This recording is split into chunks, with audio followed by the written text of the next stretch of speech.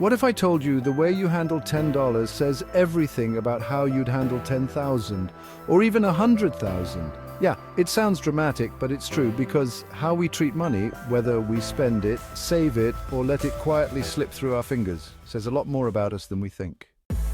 So here's the challenge. For can pass the money test, let's start with a simple question. Imagine someone hands you $50 free, no strings attached. What's your gut instinct? Do you spend it on something you've been eyeing online? Do you tuck it away in savings? Or do you think, hey, it's only $50 and buy lunch for yourself and a friend?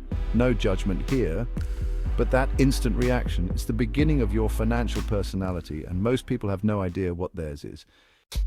See, there's this constant tug-of-war happening in our brains between now and later, between instant gratification and long-term goals, between I deserve this and I should wait.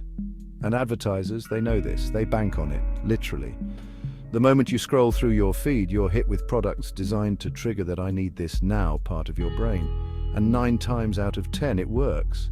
Spending feels good, it gives us that quick hit of dopamine. You order something online, you feel excited, it ships, you're hyped, you open the package, and then that excitement fades fast. But your bank balance, yeah, that part sticks. Now saving, that's the opposite experience. It's slow, it's not flashy. No one congratulates you for skipping a $6 coffee. There's no applause for putting away $20 instead of spending it. But here's where it gets interesting. Over time, saving starts to snowball. It grows, quietly, steadily. And while spending gives you that short-term high, saving gives you long-term freedom. Think about that word for a second. It's not just about having money, it's about having the freedom to quit a toxic job, the freedom to move, to travel, to help someone you love. That kind of freedom doesn't come from how much you make, it comes from how much you keep. Let's talk numbers. Say you spend $10 a day on takeout, coffee, or just random stuff. That's $300 a month, $3,600 a year. In 5 years, that's $18,000. Now imagine you invested that instead. With average returns, that money could grow to over $22,000, and that's just $10 a day. But this isn't about never spending. This isn't about guilt. It's about because every dollar you spend is a vote for the kind of life you're building. And if all your votes go to things that disappear in days, how can you build something that lasts? Here's a real test. The next time you're about to buy something, pause just for 5 seconds. Ask yourself, do I need this? Will I still care about it in a week? Is this helping me or just distracting me? Sometimes the answer will still be yes, and that's okay. But just that pause, that moment of mindfulness is where change starts. Most people don't realize they're caught in a loop. Earn, spend, repeat. No matter how much they make, they still feel broke. That's not an income problem, that's a spending habit. And here's the twist, saving isn't about restriction, it's about reprioritizing. You're not saying no to things, you're saying yes to something bigger. Let's say you want to take a trip or start your own business or just stop living paycheck to paycheck. That version of you, the future you, they're counting on your decisions today, and every dollar you save is a step toward them. But we get it, saving is hard, it's not always fun, it takes discipline. So here's a cheat code. Automate it.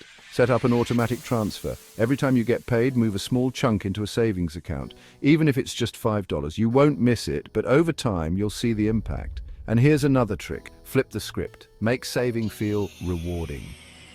Every time you say no to a purchase you don't need, track it. Watch those no's turn into real money. Suddenly you're not missing out, you're building up. Now let's zoom out. Think of your life like a game.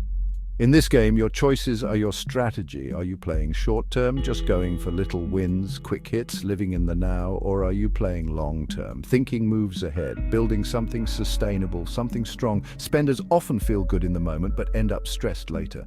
Savers might feel restricted at first, but gain peace of mind as time goes on. It's like planting seeds. At first, it feels like work. You don't see much happening, but later, you get to enjoy the shade of the trees you planted. So back to the challenge. Can you go 1 week without unnecessary spending? Can you track everything you buy for 7 days and be honest with yourself? Can you put aside a small amount of money each day, even just a couple bucks? Most people won't, not because they can't, but because they won't slow down long enough to try. But if you do, you start winning the money game, not all at once, but move by move, choice by choice. It's not about being perfect, it's about being intentional. Spending feels easy, but saving builds power. So what'll it be? Instant pleasure or lasting freedom? The next time you open your wallet or click buy now, just remember your future self is watching, and they're hoping you make the right call.